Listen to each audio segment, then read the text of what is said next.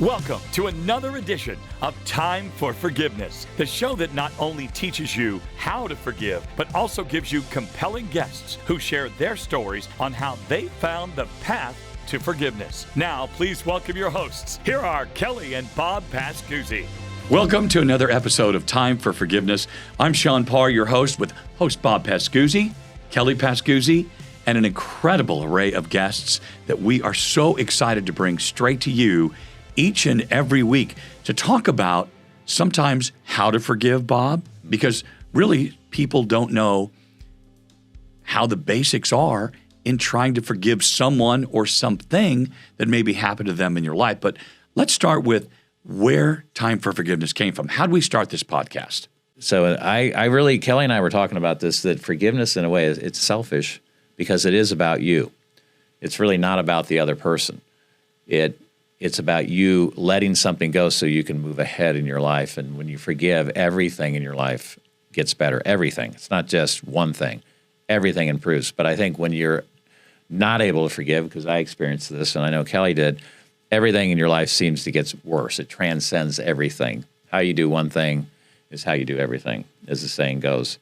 So if you can adopt a new philosophy and open your mind to the ideas in the workbook, we hope that they will help you. We believe they will.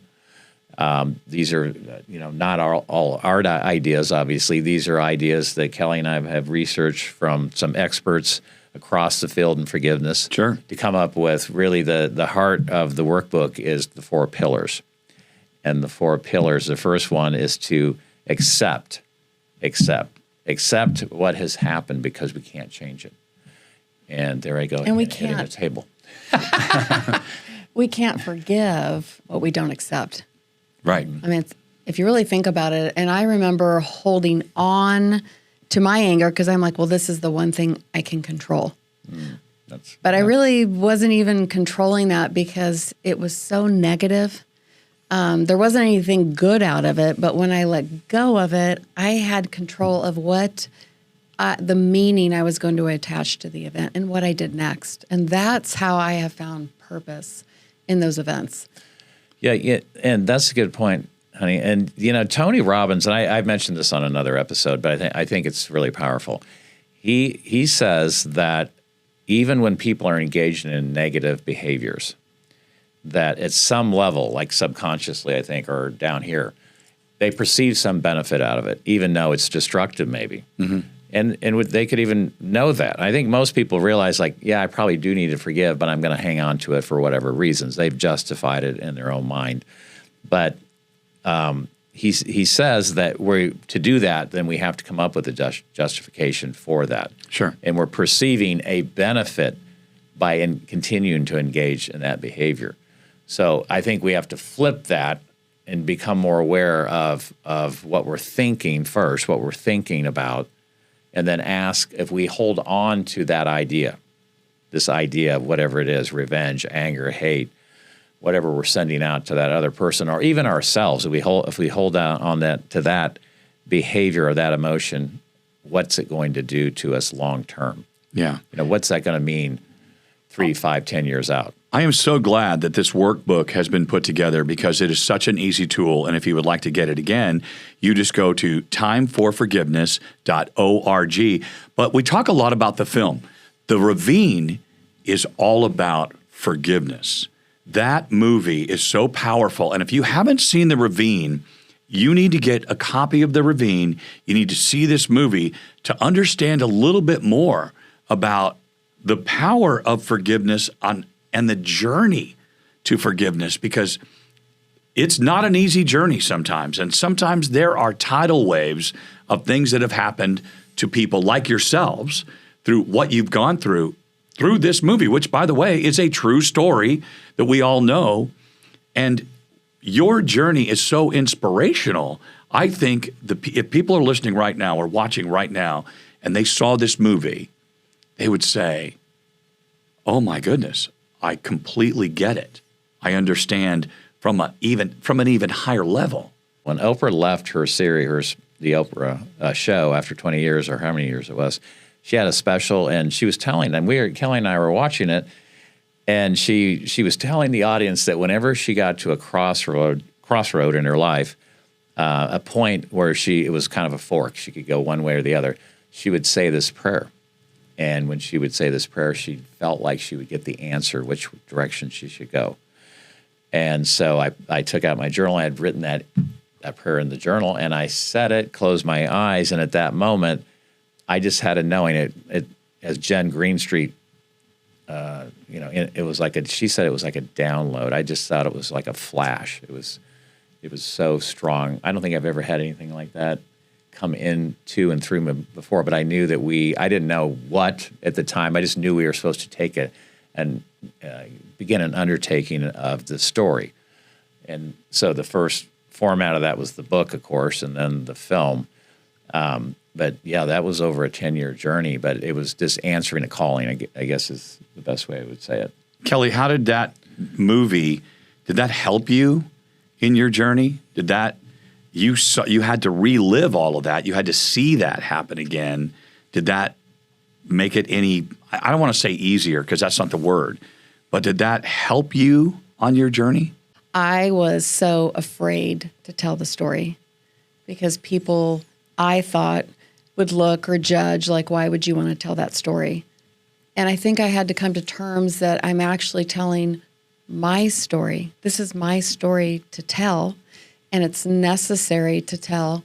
And I had thought I was in such a good place by the time we got to filming. Like, I let all that go. I hadn't let it all go. And on set, it was like an out-of-body experience watching it unfold in front of me. And it was very emotional, and I went immediately back to that dark place. But I think it was purposeful. It was necessary for me to heal. And I know this is going to sound kind of crazy. I don't even know if it's going to come out right. But I think on set, I came to the awareness that I was trying to forgive the wrong person. The one person that was only defined by that one moment. And it just changed my perception of everything. The movie is an incredible story of desperation, of passion, of forgiveness, of there's so many emotions involved in this movie without giving anything away. And if you haven't seen this movie, again, it's called The Ravine, and you need to see it or read the book. What did the butterfly say? Just tell people what the butterfly said, because that's not giving anything away. But the butterfly said, "You have beautiful eyes." The butterfly told me to tell you, you have beautiful eyes. Mm-hmm. What that means in the movie knocked me on just off my seat in the theater. I've seen the movie 7 times, cried every time, love it, get inspirational about the movie. And that's where I'm glad Time for Forgiveness came from, this journey. And like I said, it hasn't been easy. And that's why we have a workbook, we have a book, we have a movie, we have a movement. A movement, yeah. Most importantly. And Kelly just mentioned something really important, Sean, when she said that one moment did not define Danny.